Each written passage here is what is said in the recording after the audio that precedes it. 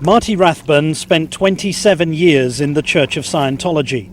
He says he personally saw its leader, David Miscavige, strike subordinates on numerous occasions, including senior colleague Tom DeVocht. Miscavige walks in and goes, asks Tom some question, and there's the slightest lag in his response.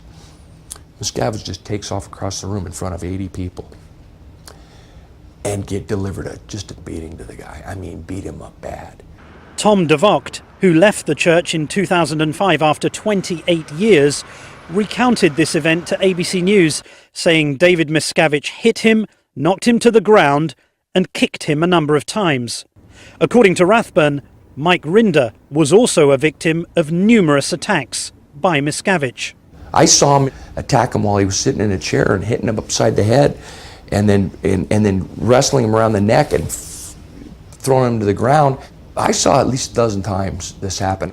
Amy Scobie says she also witnessed Miscavige attack Rinder. Grabbed him around the neck and was throttling, squeezing hard to the point where David's face was shaking and arms were shaking that he was squeezing so hard. Mike Rinder, who left the church in 2007, corroborated these specific incidents and told ABC News he was the victim of repeated acts of random violence at the hands of Miscavige. So I hear his voice booming out in the hallway. Bruce Hines says he himself was physically struck by Miscavige. He said, "Where is that mother?" And he just walked up and he hit me on the side of the head. He didn't have a closed fist, but it was an open hand.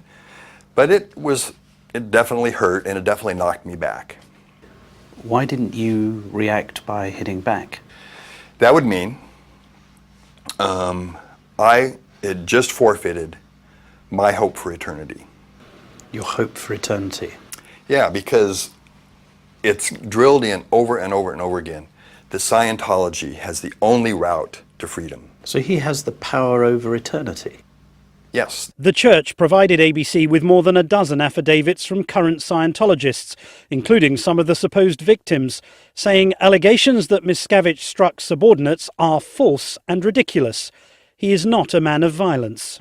Tommy Davis, Scientology spokesman, says these former staffers are bitter and disgruntled liars. Do you not accept that these individuals that have come out in public are making serious allegations about the leader's randomized acts of violence in different settings, in different places to different individuals? These are the details of these attacks are worrying because it's not three people in one room describing one event. These are randomized acts of violence. Well, they're made to seem that way. They're not independent. Tom DeVocht has described being personally hit. If he was personally hit, then why in his 20 years of marriage to his wife did he never say anything to her about it?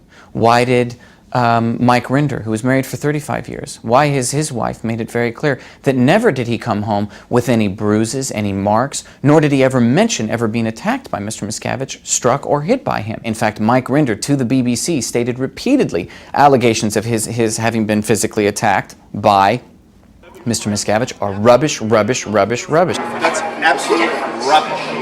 Rubbish, rubbish. In 1998, you told the St. Petersburg Times, and I quote, "I have never known David Miscavige in 20 years to hit anyone." So, were you lying then, or are you lying now? Then. Why did you speak to newspaper reporters and lie so blatantly? Because at the time, I perceived that this guy was of the importance that we had to do that. If I told the truth to a newspaper reporter on something like that, I could have been expelled from Scientology forever. Davis says not only has David Miscavige never been violent towards anyone, he says it was in fact Marty Rathbun himself who was the violent one. The only person I know of who was abusive and cruel was Marty Rathbun. He was an abusive, cruel, and violent man. I have admitted that I have engaged in stuff. You are the perpetrator of violence yourself within the organization. It wasn't in my nature whatsoever. Rathbun admits that he was violent on many occasions, but says it was because Miscavige urged him to be physical. an allegation the church denies. Isn't that an excuse? It's reality. Isn't it easier to blame Mr. Miscavige than take personal responsibility? Easier? No, not at all. He created an environment where he was getting others to do the same. And I broke down and I punched Mike Rinder pretty hard a couple of times. A man you'd known for decades. A man I'd known for decades. And that's precisely the thing. It made me feel terrible. It made me sick to my stomach. In affidavits provided by the church, numerous current staff members describe seeing Rathbun attack Rinder and others and call Rathbun psychotic and a bully. Mike Rinder corroborated to ABC News that he was a victim of abuse at the hands of Rathbun. But violence, according to Bruce Hines, wasn't the only tool used to discipline staff. I was assigned to the Rehabilitation Project Force, it's called, or generally known as the RPF. The RPF is a disciplinary program for Sea Org members, which Hines says includes manual labour and intensive counselling. The question they ask, was there an evil purpose or destructive intention that prompted you to commit that overt? After many hours of this, you start to come up with things like, oh, I guess I must really want to destroy mankind. Whew. Think about it. 6 years of that was a lot.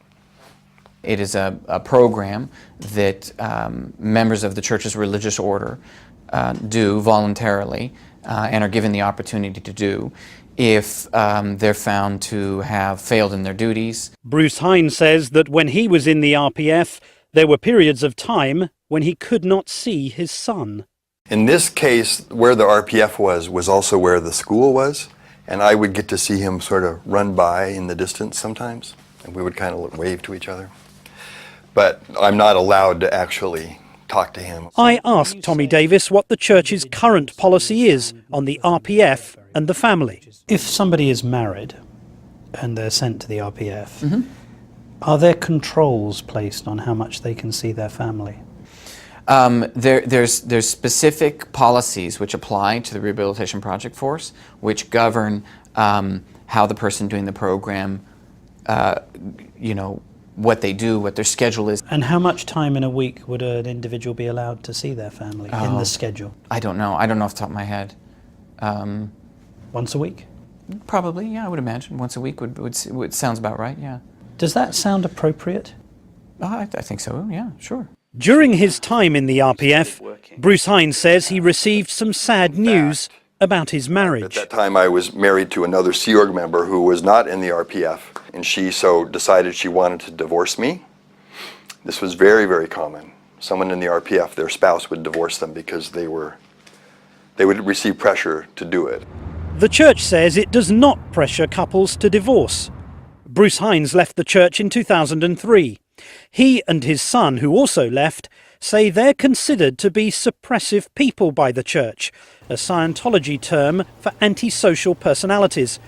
As a result, they say close family members still in the church are no longer talking to them.